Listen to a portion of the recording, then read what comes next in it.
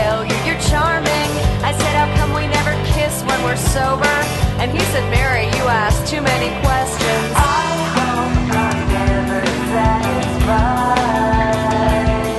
Yeah, I hope I'm never satisfied. And it feels so good to be misunderstood. It feels so good to be misunderstood. It feels so good to be misunderstood. Yeah, it feels so good. Yeah, it feels so good.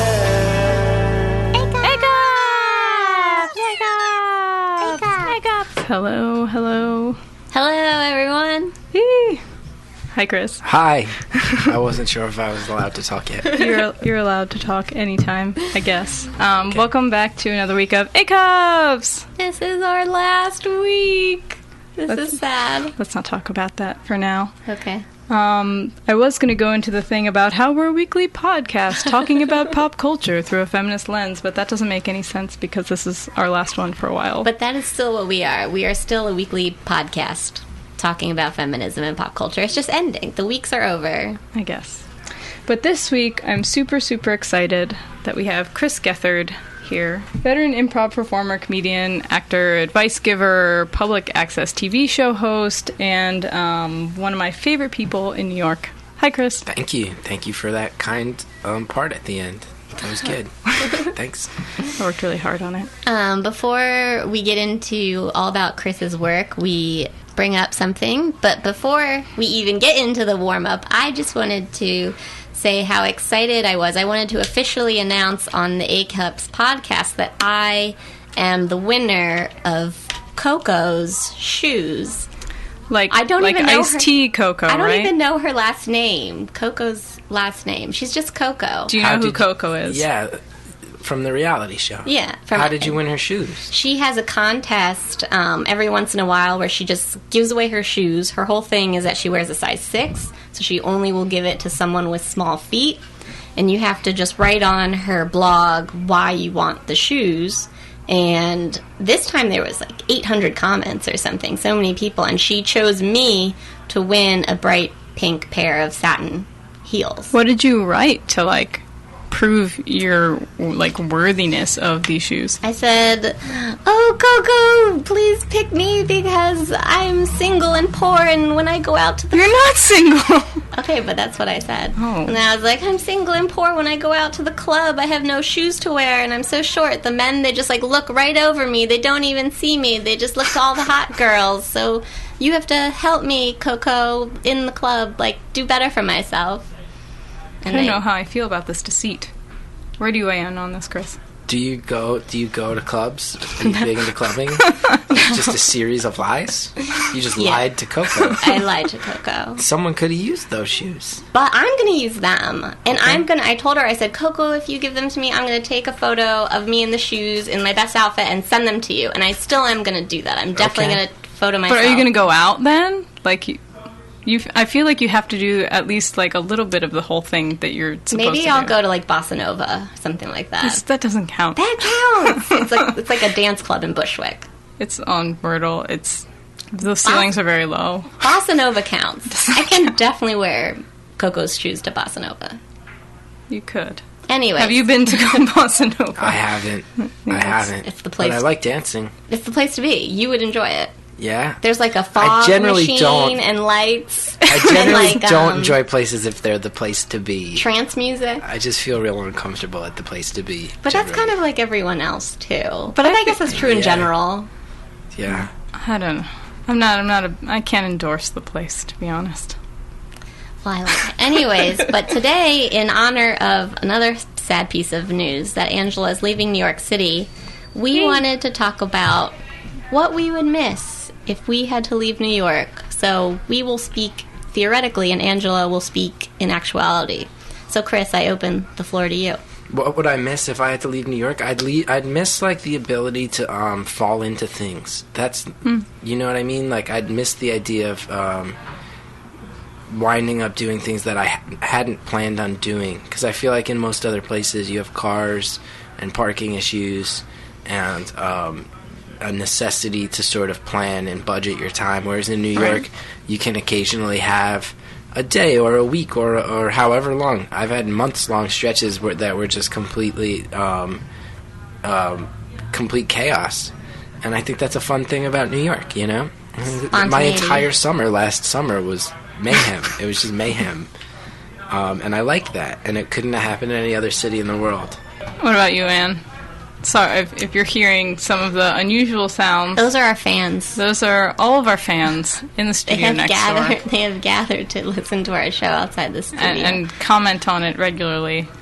What I would miss... I guess all the people. I think all the best people are in New York. When people don't live in New York, I kind of think they are a loser. What's wrong? Unless they live in You LA. make sweeping generalizations. Yes, that is a sweeping generalization. But if they live in LA, I'm like, all right, you're really cool. But if they don't live in New York and LA... I don't know about that. I think this is so harsh. LA? I love LA. Really? Yeah, I love it. Oh my god. I'm going to move out I feel there like it's one day. the absolute opposite of New York. I know, I and do I too. love them both. But I like... Well, I have never lived in LA, but I really like it, I think, potentially more than New York. Oh, that's insane. The weather. That's insane. The weather alone. I think The both weather, of you yeah. have different sort of interests in places, though. I'd have to say. I like the beach. Yeah. Yeah. And I like celebrity culture, and that's such a big part of LA. Yeah, I don't know. I guess what I will miss, because I am indeed leaving, I'm going to miss... I think that people are always saying this sort of, like, stereotypical phrase, like, there's something for everybody in New York. And, like, when I first got here, that always bothered me, but now I think there is some truth to that there are so many odd micro-communities, and on every night of the week you can go to see music or theater or performance art or a gallery show or comedy or you can just like walk a long time and find really interesting things. Like I don't like Chris was saying, I don't think a lot of cities are necessarily designed to be super walkable, and I like that about, and also bikeable. I think that New York is and 24-hour trainable. Taxi cabable. That's so important. There's just a high potential to make bad decisions in New York that I really like. Me and Angela, I feel like, Similarly. haven't made that many bad decisions. I did in my first 2 years of in New York, and the first year I've been much more, I feel like, sadly, a little bit more like professionally oriented, and I made all working a lot my more. bad decisions in grad school, so you have a lot to look forward to. Yeah, but you did that in Syracuse. What a waste. Syracuse is a dark place. I would not want to waste all of Dark my place. years of adventure on Syracuse. No There's offense. nothing else to do. There's nothing else to do. Have you, I mean, you were the author of Weird New York, right? Mm-hmm. Was there anything weird in Syracuse? Yeah, there was a bunch of stuff. Anything notable? There was one that I liked. The guy calls it I'm blanking on it. I wrote it like 8 or 9 years ago. The something of broken dreams, but it's along the highway. This guy sets up all these statues. Have you ever noticed that? I don't know. When you're driving on the highway there, you see all these statues that this guy has just built. He has a giant, like his backyard basically extends into the woods, and he set up all these like grotesque statues to stare down over the highway. I really like Oh my that. god. I really like that. It sounds nice. It's just outside of Syracuse. Wild. Well, you missed out on that during your time there, obviously. Well, you'll have the internet in San Diego. That is true. I assume I will have the internet. I will also miss like weird collective living situations, even though they're also very stressful. Yeah, not Anne's Not a thing fan. either. No. Not a fan. Yeah. I need I'll my miss that. own bathroom. Yeah, the bathroom. I need is a tricky. real bed. Yo, my bed was real. Get out of my face. Okay. All right, moving on. I'm just gonna end this here. So, like I said before, we have Chris Gethard here tonight. Very exciting. Chris, do you want to talk a little bit about what you do? About what I do? In Yeah, case what do you people do? aren't familiar with you Which and is your work. most people aren't familiar. No, I'm a comedian. I think on a basic level, I'm a comedian.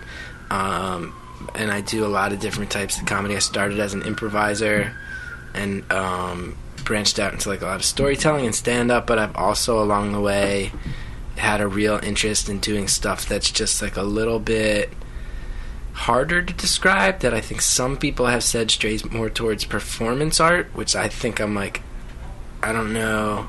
I'm a little hesitant to call anything I do art, but stuff that's like a little bit more like crowd driven and experimental, and a lot of that has led into the Chris Gethard show, which is a thing I currently do. That's a public access TV show that we also put online that people seem to enjoy, and it's pretty strange, and a big community has built around it, and I'm proud of it. It's nice. It's the best. Thanks. Thanks. But yeah, that's mostly just because, like, I was a weird guy, and as I found my place in the world of comedy, I kept finding venues that would let me stage events that were, like, a little more on the strange side, and that just kept growing, so got lucky with that. Nice. I don't know. You know more about art than I do. People say performance art, and I get weird about that. I mean, I understand, like, coming from not an art context, calling your, like, I feel like there's always this kind of stigma, especially, like, when I'm, like, out in spheres that aren't art-oriented, when you say, like, what you're doing is art, there's, like, this, like, stigma about it, or this, like, For elitism. me, it's more self-esteem. Like, wait, what do you mean? Like, you don't think you're cool enough like, to be an art artist? is better than what I'm doing. Like, Oh, why would it be because- called art? You know? So, do you think it has to do with, like, audience or, like level of appeal or something? I Or, like, feel your a lot of own people- self? Yeah, I think it's more rooted in a sense of self, of not being Okay. an artistic person, just being like a comedian. But then comedy is an art. Yeah. Well, and also, Who like, knows? I don't know, when I think about, like, the kind of sprawling and also very frequently, like, visual nature of the Chris Gethard show, like, I mean, from the first episode I went to, I'm like, it's really interesting that this is something that exists outside of an art context or outside of an art framework. You were one of the first people to talk to me about the idea that it could exist in that context, and I found that very interesting and flattering. Very And I found flattering. it very surprised that you hadn't arrived, like, or that, like, it hadn't, that wasn't, like, its intent from the beginning, in a way, because it seemed like what a lot of people, I think, who are interested in participatory or socially engaged art are interested in cultivating a community that's that committed Yeah. to participating in the thing, but maybe because it's operating outside of this, like, elitist framework, that it seems like that it is, like, completely open and welcoming in a way. Yeah. I think that's why it works. Yeah, there's a curator. Her name's Miriam Katz. I don't know if you know her, but she, like, pretty much exclusively curates comedy. And, Really? yeah, I don't know who like, that she puts comedians at PS1, like, for a performance day, and they're not artists, they're comedians. And so when I was talking to her, I was like, how do you decide what's regular comedy and what's, like, comedy art? And she basically said that it's comedy that's trying to break out of the traditional comedy mold, that's trying to... Yo, that's you. You Well, need how to has meet Miriam this bitch. Katz not called me? That's what I'm saying. How So Miriam you... Katz- How did you not recommend him? That's my whole shit. That's like- my whole thing. Well, I don't think I knew you when I met her, That's fair.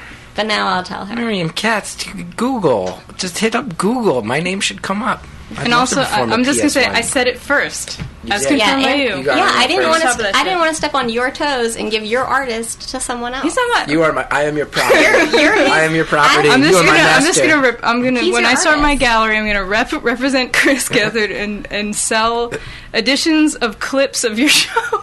And that is people will readily buy that. available. People will buy that. Buy that People will shit. buy it because I'm it's a not like pimp it's that on shit. like at some point it'll be very rare and hard to find those clips. Weird. We put them That's all on true. YouTube. Yeah, It's but all- at some point, yeah, but like they'd have to when- listen. They'd have to watch through all 60 minutes. And YouTube, Yeah, that's Other true. than We the generated three- over three 100 minutes. 120 hours of content. and YouTube is not permanent. I'll sell them to anybody. Let's sell out. Let's do it. Anybody wants to buy clips? I'll give you a certificate. We'll break down every show into 3-minute clips. I would love that. And then what happens? So then people get a certificate, and then what? Do I And have to then- go like meet them? No, No, no, not at all. No? You just send it You off. never That's have what to I meet just them. did. You just. For me, I've been putting them on USB sticks, signing the USB stick. I even just save the certificate of provenance on the USB, and then I send them out. And they have to pay me first. And you could use like Dropbox. No way. No, Dropbox. They want just want kidding. some kind of object still. Like they even collectors of digital art, a lot of them is still wants Let's something. get it going. I want to be a digital artist. I want to be a I'm on digital the shit. artist. I feel like you have to provide your own USB. I'm going to Dropbox Well, you and you can't- save it to your own. You can have them reimburse you for it. You can put that into the invoice. Oh, okay. Let's do it. I'm a digital artist. That's what I am. I'm not a comedian. Digital artist. I'm a Chris digital Gethard. artist. Certificate of provenance. Let's do it. Provenance. But my point is, according to a definition of art with a capital A, you would fall under it as what you do. Your practice is varied and mixed. And If somebody threw you into that context, I think that's like a big difference. Is that like, well, it's up to Chris. Also, Exactly. if That's what I'm you saying. want to identify as an artist, you're more than welcome to. No one's going to stop you. You're super able to. You have all the. You can just throw yourself in there. But who? I can't even imagine. I don't know. Although you look at a guy like Corey Archangel, and he's just a comedian. I think we had a funny conversation about him. He did comedy. You're like, he's just like a bad comedian. I never said that. No, I never said that. He's not a good comedian. I never said that. No, I and said that. I think he's a very funny guy. I've met him. I think he's very He can be funny. a funny guy and not a good comedian. Yeah, I mean, I know he does comedy, and I don't think he's taken over in that world, but I see how his art is very comedic. Yeah. I think a I lot like of it. performance artists are too. Like there's, I think, a lot of crossover. I think Caleb Lindsay is a very good example of somebody, he's making like, I'm not exactly sure what he's doing now, these kind of comedic soap operas that merge over into performance, but he's also performing in clubs, but also in galleries, and now is represented by a gallery, so. Humor in art. Somebody needs to. I need a gallery rep. That's Yeah, what I you need. do. We'll work on it. I need to rub elbows with the elite. Yeah.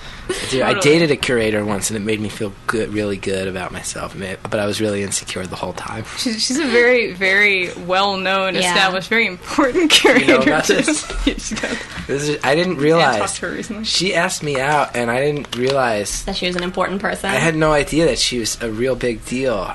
And then we had hung out, I think, twice before I started to pick up on it. And I'm glad we hung out a couple times first, because I would have been so intimidated. But honestly, without naming names, why was that person dating me?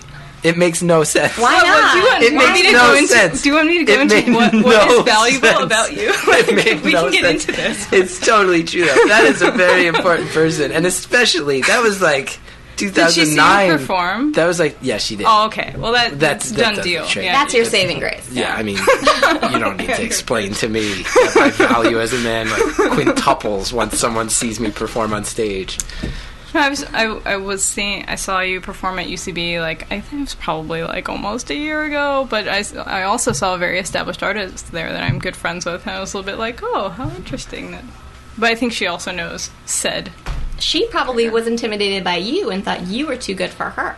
I can't. I don't. I actually have spoke. We are still friendly, and I And don't. she was like, no, you're a piece I of don't- shit. She's like, I don't know what happened. Or? No, she eventually dumped me after like a 6 or 7 weeks, largely because she was just like, "You're a boy and I'm a woman." Like, Oh, that's... she didn't say it like that. She was very nice about it, but she just pointed out the different places, the truthful nature of the fact that You're just she in is a different woman places. of accomplishment, and especially in 2009.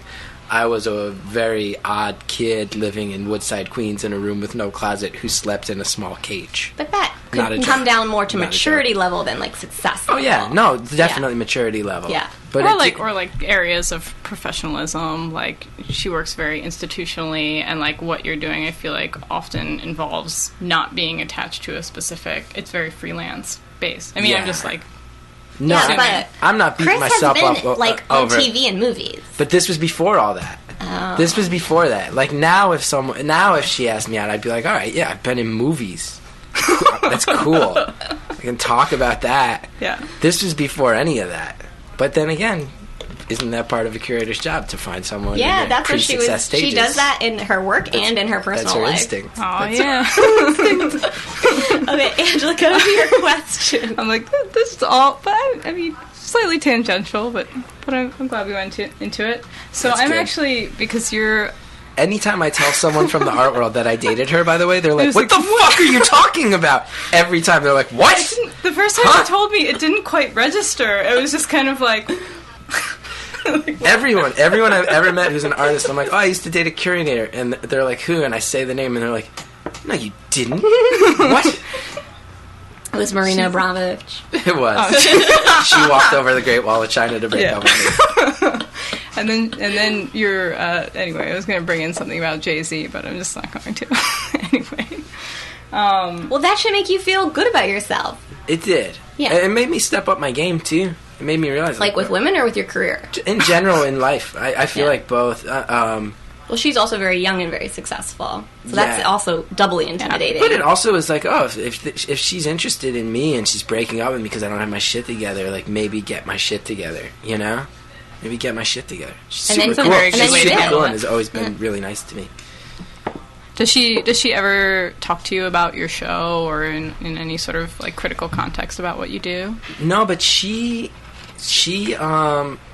you were the first person to explicitly say like this could work in an art context, but we were dating when the Chris Gethard show was starting as a stage show at UCB, and she used to come all the time, and she was like, you're onto something really interesting here. Yeah. She did kind of, just as someone who I think is known for having taste, was like, there's something really interesting brewing here. Keep going with it, you know? Nice. Yeah. But did she see you convince Diddy to be on the Chris Gethard show? She was around for the early parts of that. Yeah. Or no, she like we were dating in this stretch because that was like a saga that lasted like a year. And we dated in the midst of that year. Yeah. Yeah. She and I dated right before I got the sitcom that I got. Okay. She broke up with me. Big Lake. Yeah. Yeah. She broke up with me right before that. She broke up in the And day. then you're like, haha, Now I'm getting No mad joke. famous. The day I auditioned for that show, we broke up. Oh, wow. And then- before you auditioned or after? Right after. Okay. And then, and totally justifiably, I had fucked up. And then I got the show, and we remained friends. And she was like, "I keep dating people who become successful right after I date them." And I was like, "All right, nice. I should try to date her again. Kickstart the career back into shape." All right. Well, That was a nice little gab session. Nice little gossip section. and we haven't even revealed who it is. That's up to you. That's up to you. Chris to say I'm that. not- Yeah, We're let's not get going talking. there. Let's get rumors flying. Marina. Yeah. Call us Marina. So I wanted to, I mean, this was supposed to be the beginning, but now we're already halfway through. Mm-hmm. But you're such an amazing storyteller in really like all facets of what you do, whether it's writing your own or autobiographical book, or your columns on Vice that you have, or even throughout your improv and stand-up comedy. And I was hoping that you could tell us the story, "My greatest regret is not making out with a 500-pound woman on a shitty talk show." I feel like it's fairly relevant to our show. Yes, I wrote about this in Vice. Basically, that story is, when I started at UCB, I was 19 years old. It was just before my 20th birthday, but I was like a real late bloomer. Like, it's only within the past few years that I actually look something like my age, and I always just looked super young, like to the point where when I started acting at UCB, my first paid acting jobs in comedy were to do bits on the Conan O'Brien show when it was in New York, because I could play high schoolers convincingly, and they wouldn't have to pay kids like union rates for I looked like I was like 15 or 16. Yeah. So someone saw me at UCB, and I was a producer for some. It was like right at the tail end. This was in 2000, so it was at the tail end of like that Jerry Springer trashy talk show era. Yeah. And in my mind, when I sat down and wrote about it, in my mind it was the Rolanda Blackman show, but it was off the air by then, so I don't know what show it was. But a producer called me. I was living at my mom's house in New Jersey, and I got a call there. I don't know how they got my number. I don't even remember what show it was for. But they were like, "So, listen, we saw you at UCB, and we think you're really funny." And I was like, "Okay."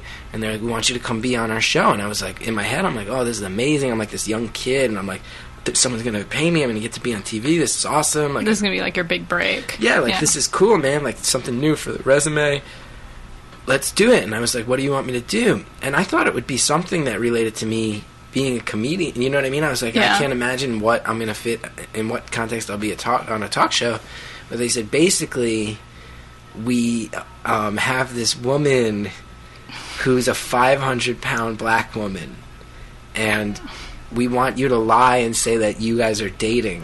And I was like, wait, so you want me to, like, pretend? And they were like, yeah, like, we fake most of our shit. You know what I mean? Like, they were just like, this is all made up. Yeah. It's all lies.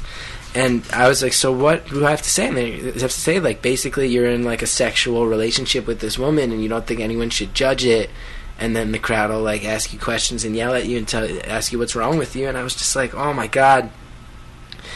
And I was like, I have to call you back. And I went and, like, sat and talked with my mom about it because I was so young. But I was, like, really thinking about it. And I was like, I have no problem with... I think it's kind of funny if I was to go on a talk show and get yelled at. But, like, what's going to happen to this woman? Like, everybody's just going to be, like, mocking and ridiculing this woman. And, like, even then I was like, so the whole idea is that this woman's undateable. Yeah, this not is, like, valuable. Like, in no way. Like, because she's a 500-pound woman. And clearly I also think there's, like, some racial elements there. Yeah. And, like, matching up, like, a tiny little white kid and a very large black lady. That's not unintentional, you know? Right. So I was just like, so this woman's just going to be, like, mocked and judged and scorned, and I can't do it. And I called them back. I was like, I can't be a part of this. I'm sorry. And they tried to kind of, like, scare me a little bit about, like, oh, so I guess you're just, like, you're the type to turn down jobs, like a little bit of that. Oh, wow. And I was really freaked out. But I know I did the right thing. But almost immediately, like, within a couple years of being, like, once I had actually, like, felt like I was part of entertainment and making my living through it, I was like, what a mistake I made. What a mistake. That woman was into it. She was already on board. But also one of the things that appealed to me about the way that you wrote about it is that you kind of turned it around and said it would have been an interesting opportunity to talk about, like, somebody like this as being valuable and having... Yeah, I mean, I was like 21. Yeah. So with the hindsight of a 33-year-old man who's lived, I can say that. But I don't know if I would have been capable of it when I was a 21-year-old kid from New Jersey, if I was going to, like, take a social stand. Yeah. But I do, like, you look back at that and I'm like, what if I had gone up there and been like, what's so wrong with, like, what... Yeah. Like, look at this crowd of talk show, like why what's so are you appealing here? about all of you? What's so great about all of you? You know, you came here to mock people. What are we doing? Like, what are we doing with our time and our lives that we're just a whole bunch of, like, sad people are just mocking each other? Like, whatever the next show is, me and this woman could just sit down here and yell at you for your problems. You know what I mean? Like, I'm sure, but I can say that now.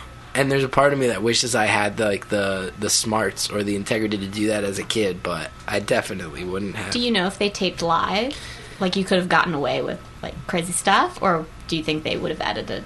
I mean, I think it would have been edited down, and I think it was also the sort of thing where they were gonna, like, sit me and the woman down and say, like, here's what you say and when you say it. But I do think it would be so funny if I had that footage today. Yeah. Like me when I was 21 being like, oh, you trash bag, shut the fuck up. I love my woman. I get in that. I get up in that. You know what I mean? Like, I think that would have been really fun. It's like, I crawl up in that and I go to sleep at night. You know what I mean? Like, just yelling at them, saying all... Because that's what those shows were. Right. Yeah. It would have been really funny. I mean, there's still... I feel like Maury is a really popular example of that. Like, is it a woman? Is it not a woman? Whoa, it's a woman! Just the worst. Yeah. Yeah, I mean, I also feel like if it was... The fact that it was some woman they found who I didn't know... Like, this could be just... You were casted as an actor. She was casted as, like, somebody on the street? Or I don't know. That's what I mean. Like, okay. if she was another actor, if she was someone I knew... Yeah. Maybe. Right. But this could just be someone who, like, really needed $400. You know what I mean? And that I couldn't reconcile in my brain. Yeah. I was like, this might be someone who's just going to let the world shit on her because she really needs the money. And I can't... Right. Like, I would... If I did this for any reason, it would be to be funny. But I cannot be a part of it if it's just going to be this woman getting destroyed just for necessity. I can't be a part of that. Right. Well, did you ever think that you might have been the one to get destroyed? I know I would have. Yeah. Because I also feel like those shows were so formulaic that, like, you know what they're going to say to each of us. So I kind of knew what was coming. And as a fan, like, as a guy who grew up obsessed with pro wrestling, like, there is something fun about that idea of, like, oh, yeah, let them yell at me and I'll yell back, you know? So I knew what they would say to me, and I knew that I was okay with getting creamed, but I didn't know who this other person was and if that was okay with her. So I just couldn't imagine doing it. Like, imagine sitting in the green room before the show. So, like, and you would have had to, like, make out with her. I know. pretty fucking awesome. And you were on reality Pretty TV. Cool. Do you feel like that, like, some of the women on the show were set up to play? I mean, it kind of seems like they were set up to play certain roles, even yourself included. Like, do you think the people that were set into roles ended up doing exactly what was expected? Or, I mean, obviously you went on a kind of divergent path, but... Yeah, I think for the most part, people are cast to fill a certain role, and then they fill that role. But they also make a role according to a certain person. Yeah. Like, I mean, on my show, the stereotype was, like, Italian family or whatever. So they cast a lot of Italian women. They're like, okay, we want, like, a loud, crazy Italian woman. And Kathy. And, you know, then they want someone slutty. And then they want... And you were someone like, down to home who cooks and takes care of her man. So you were like, what were you? I mean, based on your casting video, you kind of look like the wild card crazy bitch who's like also narcissistic somehow. I think I was the wild card, just a really awkward, quirky, funny person. Like, I definitely think I shouldn't have got on that show, but they were just like, oh, she's funny, this'll work. So I was on a dating show on VH1. Nice. Yeah, and... Frank the entertainer in a basement No affair. way. I watched that show. I must have seen you. She was Annie with that was long hair. like one of the descendants of like all the Flavor Flav stuff. I was on that show. I Love Money and all those. Yeah. Wow. She was Annie with the long hair. I had long brown hair, though. Wow. And they were like, Annie with the you. flower pants. What is she thinking? And they, like, made fun of me at first, but then I was, like, the sweet underdog character that then, like, kept winning challenges. And Now, did you get in, like, did you want to win? No, no one wants to win those shows, because if you are a second runner-up, then you get your own show. Right. Wait, but Kathy didn't get her own show. That's because those shows ended. Like, altogether. That was the last. My show was the last in the run. Didn't they end because there's, like, a murder? Yeah. Well, someone, like, one of those people killed someone. So, like, what? That was, like, that happened literally a week before we started shooting. So they totally changed the format of the show, like, right before, and they made it, like, a family show, and they took away, like, all of our alcohol, and they, like, that's why our show didn't, like, kind of sucked a little bit, because they didn't let it get so crazy. Yeah, but Kathy was kind of drunk, like, all the time. And then after that, they took away all alcohol, and we weren't allowed to have any alcohol after that. That was the best part of the show, was, like, when Kathy got, like, fucked up and sick in the basement or whatever. That was the best. Well, she almost went to the hospital that night.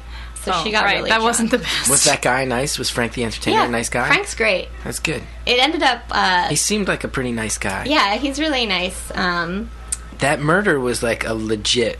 It wasn't just, was like... creepy. Yeah, it, like, really wasn't just, creepy. like, oh, somebody, like, got pushed too far and, like... pulled out his gun and crime of passion. Yeah. It was like a serial killer level weird. He murder. like had Wait, one of the cast members One of of a the previous cast show? members, it yeah. was a cast member from Megan Wants a Millionaire, and that show was airing. Megan Wants a Millionaire was pretty great. Yeah, it was but they had to cancel it in the middle because of this guy. So while the show was airing, I think it was like in its third or fourth episode, it turns out one of the contestants who had made it to be the runner-up had got a quickie marriage after the shooting of that show. Then he got it annulled. Okay. And then he went on I Love Money and shot that show and supposedly won that show. And that was like the big broad. Yeah. That was like take all the cast members from all the shows and compete just straight up just for money. Yeah. And then after that, I think that's when he basically got mad at his wife who was annulled from, and he brutally murdered her, cut off like her... cut off, like, you know, made it so she couldn't be identified. And the way they identified her was from her breast implants, actually. No way. Oh my god. Look at that, terrible. man. And then he fled. That's the state of American culture. That's the And then all wrapped up. he fled to Canada and ended up killing himself. Because they were on a hunt to find him. He ran away, and when they found him, he was in Canada to kill himself. And that all happened a week before my show was supposed to shoot. But did you found that all out after the show shot? Because you were like in a hotel. Oh. No, I knew. Okay. I follow this stuff very close. But I thought they had you like locked up in a hotel without like any information. No, in the hotel I had my computer and a phone. Okay. It was once we were actually in the house that everything was gone. But here you are. You're just looking for love. And this guy has to go fly off the handle and murder somebody and ruin the format of your show. See, like, I could have gotten really wasted every night, and I couldn't. That hindered my ability to win. Maybe do you really think that? Come on, let's be real. No, of course not. I do think the show was less good because of that, and I think that they put it at a shitty time spot because of that. So it did do detrimental things to the show. We didn't have a reunion. I always thought that woman Megan from Megan Wants to Be a Millionaire, I always found her really fascinating. Me too. I love her. Never anyone. I've never seen anyone who just wanted to be famous just to be famous. Like, she wanted to be a Kardashian. She wanted to basically live the life that the Kardashians Did it happen? Because I don't know who this person is. She's on, no, like, for that stretch. She had a brief moment. For that stretch. Like, she was on all those shows. She was in Playboy. Yeah. Okay. She was, like... I'm sure she's doing tons of club appearances. Oh, do you know what? Do you know what she That's did? what She was actually a promotional... She was like, what's that steak restaurant? Like Outback Steakhouse? Yeah. Oh my She gosh. was like the spokesperson for Outback Steakhouse. Yeah. And she had like a contest, like, Bloomin' onion. looking for the next hot Megan person. Yeah. Wow. That's Yeah. bizarre. I think it is, like, especially like when I did that weird reality show pilot thing with you, the Carrie show. Yeah. Just like everybody talking about how, like, oh yeah, I'm doing like promotional things. Oh yeah, I just did on a college tour, like such and such school paid everybody from I Love Money like $100,000 to do this thing. It was crazy. I remember that guy. And I was like, oh, okay, so that's what people do like after that. Like now it kind of like makes sense. That's to me where somehow. the money is. You don't get paid on the show, you get paid Yeah. to do promotional stuff afterwards. Yeah. My favorite reality TV story, I wish it was mine, but a few friends of mine from UCB, when like reality shows were still going strong, We're still good. they got cast to be a part of this pilot where the idea was that they'd put up ads for an apartment, and it would be like a dream apartment, and they'd have people come and visit the apartment, and then the roommates would all be like fucked up weirdos. Okay, yeah. But it was like the perfect apartment. I'm just kind of seeing, like, are people going to pick living in this like Manhattan giant fucking like Like a great deal or something. yeah, like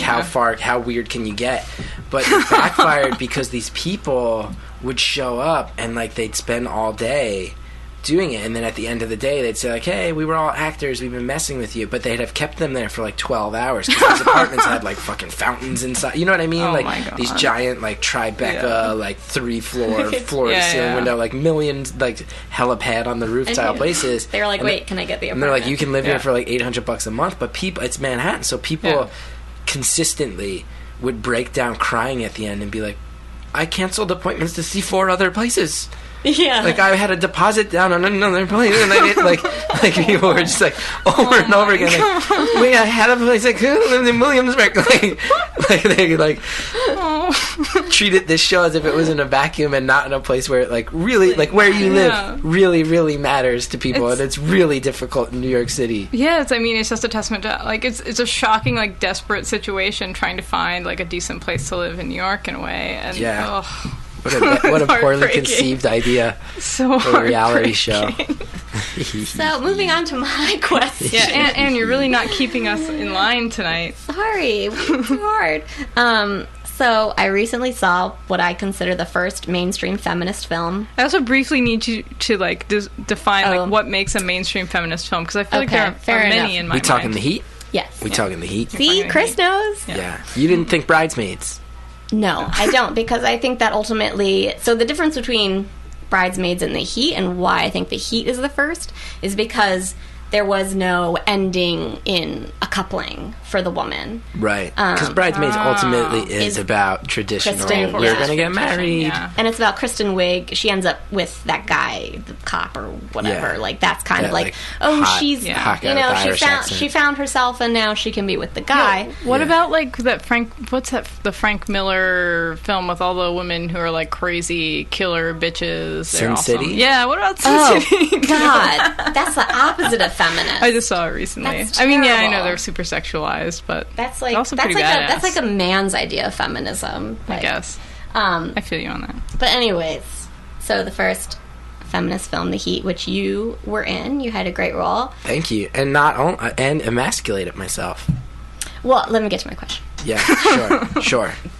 So basically, you're in this like club scene, and Sandra Bullock and Melissa McCarthy, they're cops, and they're trying to like suss out this like suspect, and you kind of get in the way of that, and you like hit on Melissa McCarthy, and you're just kind of ruining all their plans to be like super sleuth detective people. Yeah. Spoiler Spoiler alert. Okay. Spoiler alert. And you kind of play this like kind of nerdy but also kind of douchey like club guy. You're like kind of in the middle of like nerdy and douchey or something like that. Yeah. And then at the end, Yeah. I haven't seen it. well, then at the end, like I think I was like with my boyfriend, and we were watching the credits, and it said, like, Chris Gethard. I was like, oh, yeah, Chris Gethard, because I recognize him. And then it was, like, playing Chris Gethard. Yeah, that's himself. Yeah, it was like Chris Gethard, like, in the row. And I was just curious about how that came about. Like, who came to that decision? That basically was, the writer of that film was a girl who I lived on the same floor with freshman year of college, she was, like, on the track. I'm actually really proud, like, to be a small part of her life, because she was, like, pledging a sorority at a state school and, like, dating this kid who's a baseball player. And I was just like, you're really funny. Like, you should be a part of this improv troupe that we have at college. Like, we got this dumb improv group, but you're really funny. You should be in it. And I kept pushing her to do it. And then she eventually did go for comedy instead. She started doing all the sketch comedy, improv comedy. So she's always given me credit and said, like, I kind of, like, veered her away from this, like, locked in, you go to college to find a husband life, you know? So she had put me, I had auditioned. She got me an audition, and the director liked me, and I had this role. And then when we were up in Boston filming it, she rewrote the role. I originally was going to be, like, a doorman at the club, and then she was like, let's go bigger with this. So she wrote it, like, the day or two before we shot it, and then she pulled me aside and she was like, you know, I never even gave the character a name because we threw it together so fast. Is there any name you want? And I was like, but please just put it as myself. And she said, it's really funny. I couldn't believe she pushed it through. I couldn't believe that. Like, it's a pretty fun thing to realize, like, you live with someone when you're 18 on a floor in college, and then you, like, look out for each other. And me and that girl went through a lot of ups and downs, but, like, ultimately you wind up 15 years later in a movie she wrote, like, pushing through, like, a weird inside joke. It's, like, pretty fun. It's pretty cool to see how things work out sometimes, you know? That's cool. So nice. You came to that decision because you're like, oh, it'll just be funny because it's just like... I just think that's fun. Like, I consistently think I'm funniest as myself. I feel like that's part of why I've had I've had a very good time making my living in entertainment, but I think I've also had a difficult time because I'm not really a character actor, and I think I'm at my most interesting and funniest when I'm being myself and open. And I just always lean towards that. And, like, even that scene, that's just how I dance, you know? That's just, like, how I dance, and they put me in a funny outfit. And there was another example that there was, like, a web series that Bill Hader wrote that he gave me a small part in, playing, like, a weird guy who's obsessed with aliens. And at the end of that, I leaned for someone introduced themselves to me, and I was like, oh, hi, I'm Chris Gethard, and he didn't even notice it, and it wound up in it. He didn't notice it till after it was edited. But I always just think it's funny to put myself in fictional worlds and still say I'm myself. I just think, to me, there's something that's, like, a very funny idea about that maybe will grow over time, but I don't know. I just think that's when I'm at my best is when I'm myself, and I always kind of think that way. So if I have the choice, I think it's funny to just insert myself into these different little worlds. Have you ever tried to, like, push that crediting of yourself through and have it be like, no, that doesn't... No, cool. Like, this was the first time I was asked. And, you know, that's also a big platform, but that's also because it's a friend of mine. Yeah. But, like, if they... honestly, I would say anybody who ever gave me the option, I would try to convince them. I wouldn't be a jerk about it. I would assume most people wouldn't, but I would, like, love if my character in The Office was myself. I was going to ask about that, like the Trevor character. I would love if he was just named Chris and they just never mentioned the last name.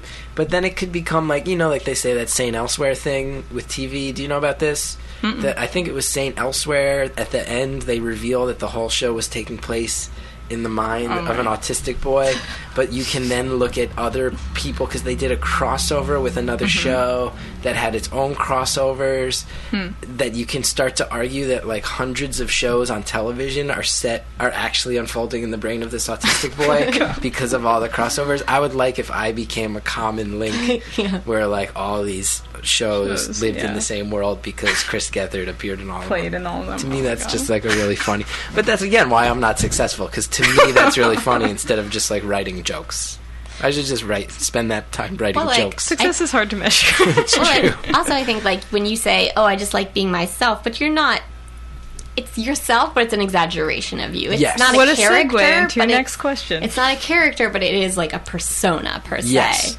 So, I guess, like, so me and Angela, we do performance art, and I think we, like, use personas as well. So I guess, like, I was also actually really interested in what you just said about Chris Gethard existing in multiple places in, like, TV land, because, like, a lot of times that's how I think I exist within reality TV. I'm just, like, this same weird person popping up on all these different shows. So, like, how do you see, you know, your creation of your kind of nerdy, douchey, pathetic persona, which is a part of you, but not entirely you? Yeah. Like, how do you see that, I guess, like, in relation to performance art or in relation to your practice in general?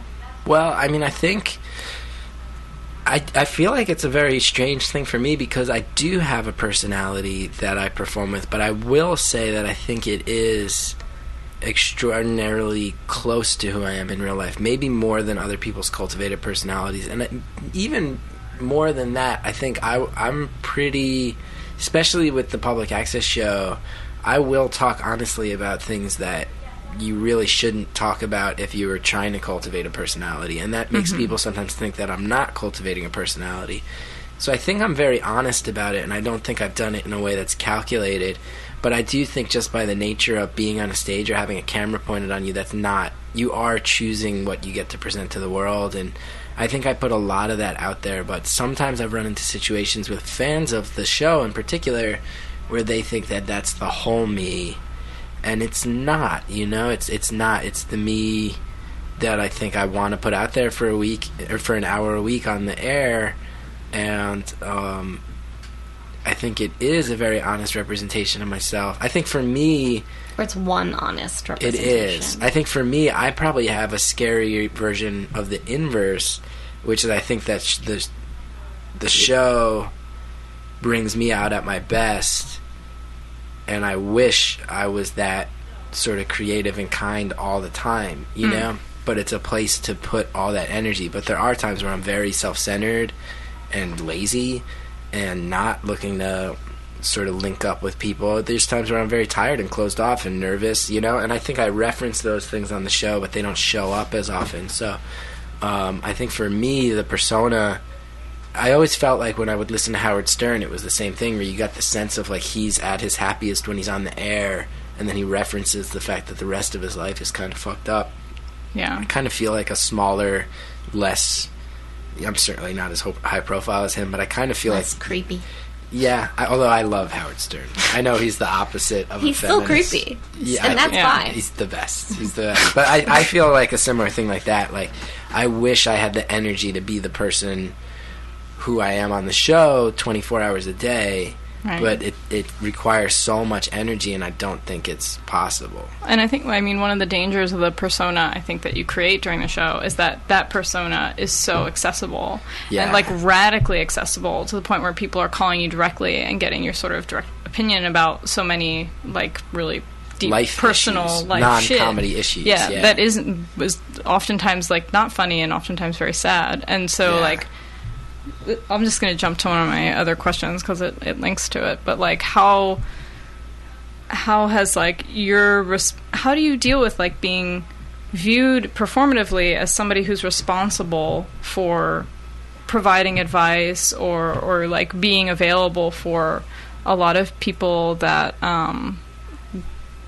like bring up a lot of really intense issues? Like, does it consume all of your time outside of the show? Well, it did for a while. I've had to scale back on giving advice and like opening up personally. There's been a few situations I wound up in where I was very happy to do that. There's been a number of situations where I kind of felt a duty to put it out there. One in particular where I had a fan contact me anonymously and say he was suicidal, and I didn't know what to do, so I just wrote a very honest and public thing hoping he would find it, which was born out of fear. Like, I wished in that situation that could have been private, but it wasn't. It was anonymous. Well, So that's it had kind of to be interesting. public, So you know? you created a certain amount of like accountability, or like some of the accountability went. What? So why did you end up making it public then? I guess Because that basically what happened with that was I woke up, I actually woke up early that morning compared to when I usually woke up, and I was just like going through my email and the different sites and like the show's email, the show's Facebook messages, and I got to the Tumblr, and there was this one that basically said, I know that you've talked about depression on the show. Have you ever felt suicidal? Because I'm feeling that way. It was like basically what it was summed up. And it just, when I read it, it felt really real. You know, it didn't feel dramatic. It didn't feel theoretical. It felt like somebody who was like, I'm thinking of killing myself. How would you deal with it? And all I could think about was like, I basically emailed the guy who runs our Tumblr and a couple of the writers from the show, and I was like, this is for real and I don't know what to do. And a bunch of them were emailing back opinions. Some of them were like, I have no idea what to say. Some of them were like, we should not get involved in this. Like, legally, this is bad news. But all I could think about was, somebody sent this anonymous thing. Are there 19 motorcycles? There's 19 motorcycles. Yeah, that's outside. It's not very loud when you take There's the a biker gang. But yeah, basically, all I could think about was like, this person sent this thing in the middle of the night, and there's the potential that they're clicking refresh on our dumb blog, and that's like the last thing that they're seeing. You know what I mean? Oh, like sure. that this has become the thing that they're waiting to see if anybody's going to answer them. And I will say that stuff's very scary to me and a lot of responsibility, but I'm also really proud that I've gone there, just in the sense that I feel like I was someone who grew up and when I was young went through a phase where it felt really hopeless and didn't know who to reach out to, and especially when I was college aged, like there was just nothing at my disposal. There were people I reached out to who were probably in a position, like people in my like college, for example, like an RA I reached out to who really had nothing to say, who didn't send me anywhere, didn't point me in any direction. I remember feeling really like every time one of those doors slammed shut, or every time you tried to, I remember friends too who, like, I don't blame them, we were all young, but who didn't know how to respond when I would tell them about the fact that I was really not doing well. So I do really identify with that, and in that case in particular, it was like, this just feels real. Like, if you read what the guy wrote me, like, it just feels so much like someone at the, like, an exhausted, just sort of like, I'm feeling this way, you've talked about it, how do you deal with it? And it was just so grim that because it was anonymous, I didn't know how to write back to the person personally, and I was like, I just, if they're sitting there clicking refresh, I don't want to feel like I didn't try, you know? So I just wrote this long thing, and it went viral, and it got a lot of press, which I felt very conflicted about, because it got all this attention, but I didn't really want that attention, and then that kind of opened the floodgates where people contact me all the time about stuff like that, and kind of regrettably I've had to stop answering things like that by and large, because it takes so much time and so much energy, and there's so many different reasons people reach out, sometimes because they really need help and I always sympathize with them, sometimes they just kind of want access to me, sometimes they want to be told, sometimes they are probably using it as an excuse to not get real help or to get different answers than what they want to hear from their family, or like avoid stuff. So it's become very strange, and I still will answer people occasionally, and if people have like specific questions more about like being a creative person, I still engage those, but a lot of the depression stuff I've had to sort of put a little bit more at arm's length. Although it did, I mean, I was very proud, like that whole incident led to me, I got asked to go speak at like a suicide prevention conference that, for this organization that sets up at colleges, and I went. My big point with them was just like, I think that the really, people are saying that I did a remarkable thing, but to me, what's more remarkable is that what I did was remarkable. You know, like the fact that I am someone people can turn to, and that I actually answered. The fact that that made news is really sad to me, you know? So I'm really interested in this part of your, like, practice in general, in this, like, you could just be, like, another actor, comedian, like, just doing, like, stand-up gigs and performing in television and film, but you're compelled to do all of these sort of like public access, which is notoriously a non-paying medium and kind of an embarrassing medium. To be it depends totally on true. who. I mean, like from an art context, it's very cool, actually. Yeah. I feel like you get mad. Like I feel like there are people who have done that in the art context. I feel like from the context of someone who's appeared in network TV shows and movies and was the star of a sitcom. It's unusual. It's a stain. Yeah. It was a stain. But it felt like the right thing to do. But so you're like working in public access TV, and you're also occasionally writing advice to your fans or fans or participants. The line is a little blurry there with the Chris Gethard show, but like what Like, why? Like, are you feel I mean, I guess responsible, basically, or? like, to me, I feel like... Because you're an artist. Yeah, I mean, I maybe. admire it. I guess I feel like at the end of the day, it's going to sound really pretentious, but, like, I'm proud I was on The Office, but I'm more proud that I, helped that kid stay alive for a few days. You know what I mean? Like, I know that guy reached out to me afterwards and said it really helped, and said, I've, like, met his mom since then, and, like, wow. I'm, like, really proud that I was dancing in the heat, but I'm more proud that, like, people have moved to New York City and felt okay about going for it because of our show and the community built around it. Like, so... To me, I guess it's just sort of like, what do you want to be remembered for? Yeah. I feel like I get very self-critical and insecure sometimes about the fact that I'm not more successful in traditional ways. But I ultimately think that, like, if I got hit by a bus on the way outside of this studio, I think I would be remembered pretty fondly for doing some stuff that if I had just moved to LA and started being a character actor, I'd have more money and be very happy, I'm sure. But I think... I just think I have discovered, this will sound so pretentious, but I think just like I've discovered that people connect with me in a way that goes beyond the traditional, and there's been a certain sense of responsibility to answer that call. And I also like think it's gonna be stuff I'm ultimately more proud of, and then I'd be more proud to be remembered for, like if I always think about, like, I was at this crossroads after my sitcom bombed, where it was like, do I move to LA or do I stay in New York? And I started doing public access, which, like I said, like, I joke about it, but it was really scary. It's not what you should be doing with your career. It's not upward trajectory. But ultimately... But you took your UCB stage show, the Chris Gethard show, and moved it to public access at that point. Yeah. Okay. Ultimately, making all those moves, like, led to me writing that letter, and that's so much more important. It's just so much more important, A lot of people have read that thing and told me that it helped them, and I don't know. I basically just answered that guy and wrote the letter that I wished someone had written me, or that had the conversation I wish someone had with me when I was reaching out to people for help and not getting it, and things were getting really much scarier. So, I don't know. Like, to me, it's just like, what do you want to be known for? What do you want to be... Where do you want to put your time and energy? What's important? And at least for now, that has not been money for me, That has not been money. That has been this stuff. So that probably does lean more artist, Well, I guess also one of the biggest pluses probably for you and for many other people that comes along with celebrities, and you have a platform and people listen to you, and you do have that ability, like you're saying, to make a difference in people's lives. And to me, I think that's, I think there's a huge, especially now, trend towards celebrity culture and everyone wanting to be a celebrity. Right. And even if it is for no money, a lot of people just want to be famous for like 1 frickin' second.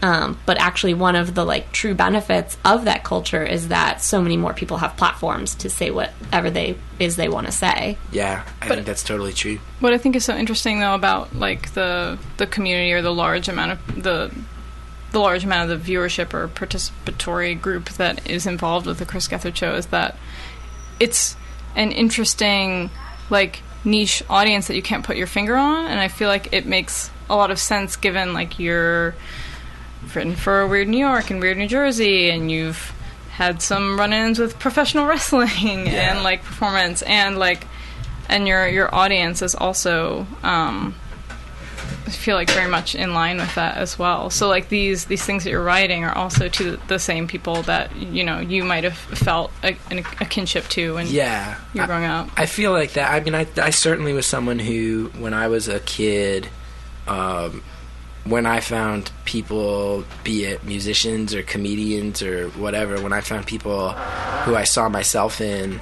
I definitely sort of latched onto them and really supported them. And I guess I do think there's like a certain type of entertainer that connects with people. Like, to me, it, like, a lot of it always goes back to liking punk rock as a kid, Like, the first concert I ever went to took place in a church basement. Yeah. Just the idea of, like, those guys were right there and I could talk to them afterwards, and the idea kind of always floating in the air was I could do that too, Yeah. That to me was, like, such a compelling thing. And I feel like that probably also guides I really want the whole audience of the Chris Gethard show to feel like wherever this thing is headed, they're coming along for it, you know? Yeah. I do kind of feel like I still want to fight for the show to wind up on cable. Be wild. Yeah. But without, like, the restrictions that... how would they edit? I'm sure there would do? be restrictions, but to me, the whole idea of getting there is not even about... Like, I don't even want to get it at this point for money or security. I more want to do it because I think it's, like, a really funny joke. You know, yeah, and I think and I think all the kids who have been watching the show from the beginning, I feel like it would feel like such a victory for them, as much as me. And I think that's really hilarious. I mean, you ended up number one because I remember there was this whole thing going on about like getting you to the number one like comedy video on iTunes, and it happened, right? Yeah, like our crowd rallied around that. There was like a day where we were ranked above the NBC Nightly News podcast. Like, it was just like really easy to just and those things I think are really cool in the sense that you can say to this community like, hey, we're a bunch of schlubs doing public access TV, but if we all mobilize, like, we could beat Brian Williams just for a day. Long term, that's not going to stick, but, like, look what we did. Look what we did. We pulled that off, you know? I feel a little bad, but it did remind me of, like, in the 90s when, like, Tom Green convinced everybody to get the Bum Bum song to be the number one song on TRL. Yeah. Like, that whole, the rallying and the... I'll put it out there, too. Like, I really loved Tom Green in those first few seasons. Before it just I feel like Tom Green and Jackass are both things that we take from with the Gethard show, and one of the things I've really been mindful of is I think both of those, to tie it back to feminism, I think it's fair to say both of those shows had this like aggressively male energy that burns itself out and inevitably has to become grating. Yeah. And I feel like we have kind of a similar tone or mission statement to those things, but I think we've done a good job of making it less like, let's like fucking kick down the door and fucking take shit on the ground and like make you know what I mean? Like I feel like Shannon's super interesting in that show because Shannon's kind of like constantly emasculating you. Constantly. Which is all I feel like really if you funny. like she and I are like kind of co-hosts. Like in the traditional talk show I'd be the host and she'd be the sidekick, but I think anybody who watches that show would say like I am, if you want to talk about like gender roles, I feel like she and I personally put gender roles on their head just being through our relationship on that show. I'm like a wounded emo guy who's like, oh, Shannon, are you mad at me? And she's like, shut the fuck up. Like, nut up, you know what I mean? It's really fun. And I like the stuff like we did with Alyssa, with our fan who was 15. We brought her on the show. She was like a very shy, quiet girl. Was it her that you brought in, like, all of her favorite comedians? Yeah, I think I was at that show. That was amazing. She was very obsessed with celebrity culture and very, very into comedy, so I brought her on the show and just called in favors and brought in all these comedians. Like everybody from 30 Rock. Yeah, Tina Fey sent a video, and Seth Meyers called in, and Bobby Moynihan came, which was really nice of them, but my whole point with her was, like, this is a world that you feel like you can't be a part of, and you can. Like, all these people are taking the time to just basically hang out with you or say hello to you because they're just human beings. And, like, you have a really funny Twitter and you really like this stuff in this world, so why not just be a part of it? Which I think is something that I think young people don't hear that much in comedy, and I think ladies don't hear that much in comedy, you know? So I was psyched I feel like Shannon is very good at inspiring people and ladies who watch our show, and I felt really proud that we did that for her too. I don't think it would have been as cool if it was for a 15-year-old guy, because I think they're already encouraged to be fucking. And their dynamic was really interesting. What's that? The Shannon Alyssa dynamic was very. It's the best. It's really uncomfortable. We're kind of running out of time, but Anne, I was hoping, since we sort of you just touched on women in comedy, maybe you could ask. Your last question? My very last question? Yeah. Oh, I didn't even know if I really wanted to ask that. I like that question. Okay. I mean, it's one of the only questions actually relevant to our podcast. So, here's a question. There's been a lot of discussion recently about women not necessarily being welcome in the comedy world, as you sort of just pointed out. And rape jokes. The whole rape joke controversy. That's also part of my question. So like, rape jokes. Good, bad, whatever. So what is your stance on the role women play in comedy? Is there a glass ceiling? And what do you think about rape jokes? Well, I think that especially, I feel like people like Tina Fey and Amy Poehler and Kristen Wiig have like and Sarah Silverman, a whole lot of people I think have really, I think in the past 10 years, those are some of the funniest people, hands down. So I think those ladies and many others have really proven that the stereotype that women are less funny is like a really outdated and stupid thing to say. I feel like funny's funny, and if you can get people to laugh, then you're funny. And I feel like not only do I believe that, but I also feel like the strongest female performers I know consistently say stuff like that. Like, it doesn't matter. Like, I'm funnier than these guys, so it doesn't matter. Their opinions don't matter, you know? I do think probably it's made harder. I think especially with stand-up, the culture of being on the road is probably like less welcoming to women. I feel like when you play, I feel like comedy on the coasts, LA and New York, is like usually a little more liberal because those cities are more liberal, and because there's tons of comedians challenging each other to not do repetitive or hacky stuff. But I feel like clubs in the middle of the country, in my experience, like the crowds kind of want you to be a little blunter. They kind of want you to go at them a little more. They kind of enjoy the lowest common denominator a little bit more. They're a little bit drunker. That probably adds to it. It's a little bit more driven around selling drinks. So I think that's probably less easy for ladies, especially in the stand-up culture. Probably there's some like argument to be made that I don't know that I'm the one to make it, but that like the idea of a guy going out and traveling and being like, I'm gonna go make my money, probably like feels more comfortable in like the hunter-gatherer sense of like actual biology. Well, it's you like know? safer for a man than for a woman. Yeah, I feel like the idea of like, well, like literally. But you went into like hunter-gatherer, biological, and I was just like, ooh.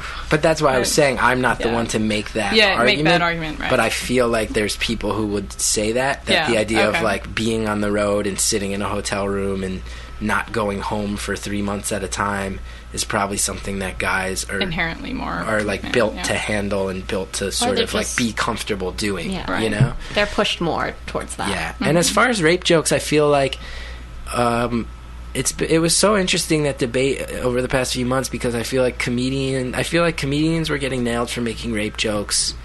And sometimes I think a little overzealously, and comedians' arguments was basically, we're allowed to say whatever we want, we're artists and we're creating stuff, and we have to try. But I kind of looked at it and I was like, you are allowed to say whatever you want. As a comedian, I feel like I should be allowed to say whatever I want, but also if I say something that offends someone, they're allowed to fucking write about it. You know what I mean? I think the stuff that was a little grim to me was the idea. I was a little bit worried I was a little concerned that so many comedians were basically like, don't tell us what we can and can't say, because that's just not logical. That's just not how it works. And I think at the end of the day, like, I think at the end of the day, if you make a smart, funny joke that has a point, no one's going to get offended by it. You know what I mean? It's very possible, I think, to make jokes that involve the concept of rape that people will laugh at, even feminists, because it's making a point about that concept that they might identify with or agree with or support. But when people are making fun of victims and shit like that, that's obviously never a good thing. How are you? A guy just poked his head through a hole in the wall. And I waved to him. But I kind of think that, like, if the joke is funny and smart and has something interesting or unique to say, no one's going to get offended by it anyway. But the idea that comedians were like, you don't have a right to criticize, or we have a right to say whatever we want, that's just, I think, just not realistic at any point, let alone in 2013. But I do think there's something to be said for, like, one of the initial flashpoints of that controversy was a blogger who attended a show at what was effectively like a late night open mic, and as a comedian, the idea that you can be basically reviewed at an open mic is terrifying. Like, I think you do have to, comedians do need to be given leeway to fuck up and to try shit that fails and to try stuff that doesn't work, and then hopefully they're smart enough to change it or throw it in the garbage if it is just offensive or blunt. But that does terrify me. The idea that, like, a late night show where somebody was effectively testing out new material and then got reviewed very publicly for it that is scary. I mean, I think this happens from time to time in the art world where somebody is performing new material in a venue that they do not think is of any interest or on anybody's radar, and then ultimately a blogger who may be like young and just trying to like, you know, also trying to create new material and test out like writing on a kind of low whatever scale ends up actually impacting somebody's career. It is a little bit difficult. The idea that everybody's only going to perform material that they believe in, that they think is fully formed and worth standing by, is not possible. Yeah. So they have to be able to build it and fuck up. And I mean, I feel like if you look at Richard Pryor, pretty much everything he said is probably racially insensitive, 90% of his material, but people look at it and I think actually probably look at it as extraordinarily liberal and good for race relations in its time, you know? Right. So if someone can make a joke that is about rape that somehow builds in a direction that highlights fucked up things about our culture, and is in some way subversive and changes some sort of idea I think that's worth getting really to. interesting. I think that's worth getting to.